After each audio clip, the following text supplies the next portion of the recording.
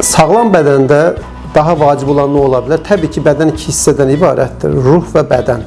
Ruhun, mənəviyyatın yüksək olması çox vacibdir.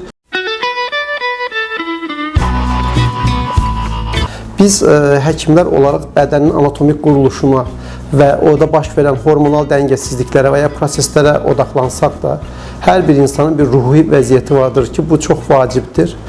Sağlam ruh bir çox xəstəliyin həm fiziologiyasının sağalmasında kömək edicidir, həm də insan ruhunun sağlam olması xüsusən də bəlli yaşdan sonra bədəndəki olan qocalıq prosesini tənzim etməkdə, bədəndə olan qocalıq prosesini tamamlamaqda çox vacibdir. O yüzden mənə görə ruhun, mənəviyyatın yüksək olması çox vacibdir və xüsusən də müəyyən yaşlardan sonra bir uşaqlıq dövrü fərqlidir və gənclik, cavanlıq dövrü fərqlidir.